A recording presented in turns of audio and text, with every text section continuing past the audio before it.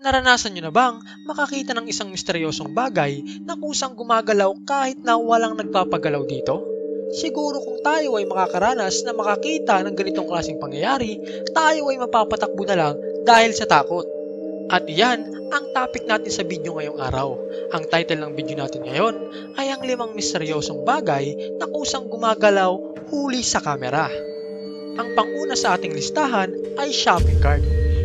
Isang nakakatakot na pangyayari ang bumungad sa gwardiya habang nagre-review ng CCTV sa grocery store na kanyang pinapasukan. Panoorin natin.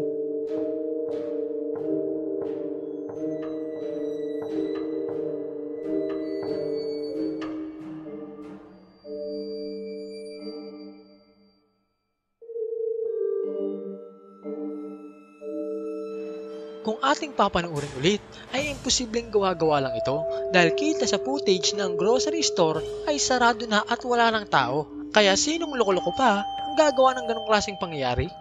Bike o bisikleta? Makikita ang isang bisikleta na nakatayo lamang sa garahe ng isang bahay. Panoorin nyo kung ano ang susunod na mangyayari.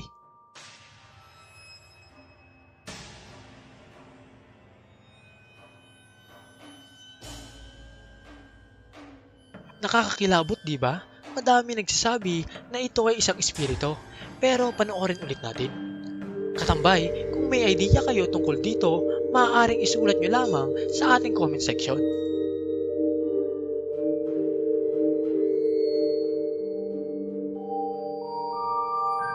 Kitchen o kusina. Ito ay kuha sa isang kusina ng isang bahay sa Quezon. Ayon sa kwento ng mag-asawang nakatira dito, ay nagawa nilang maglagay ng kamera dahil kada uwi nila ng bahay ay puro kalat nga dito at hindi nila alam kung sino bang may gawa nito kaya sila nag-set up ng kamera at isang nakakagimbal na pangyayari ang kanilang nakita.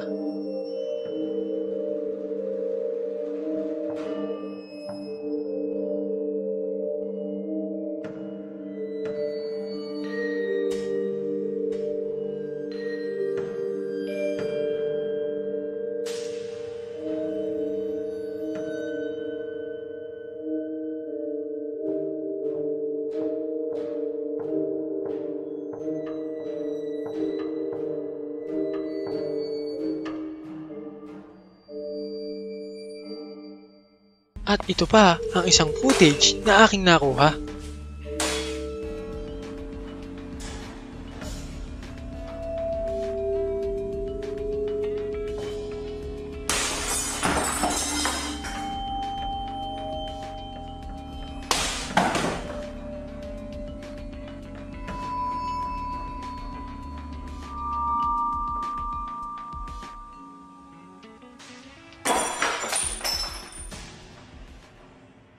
Statue o estatwa.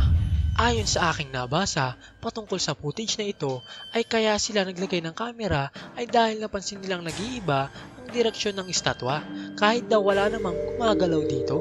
At ito ang kanilang nakita.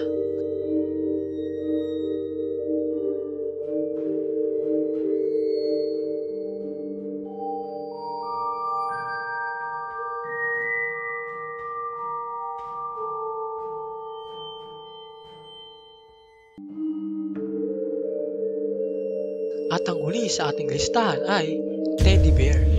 Sabi ng taong nag-post ito sa social media ay isang katuwaan lamang dapat ang kanilang gagawin kaya nagawa nila itong i-video. Pero ito ang kanilang naranasan habang naglalaro ng Spirit of the Glass. Panoorin natin.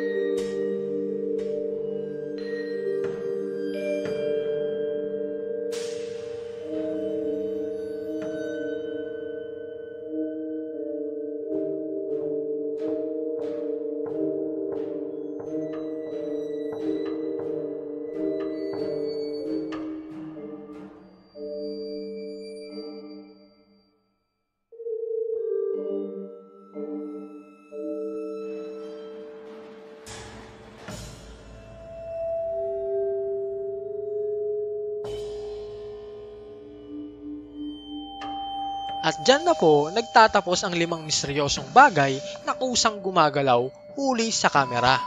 At kung gusto niyo ng part 2 ay mag-comment lang kayo. Gagawin natin lahat para ma-features at gandahan pa ang mga makukuha nating footage.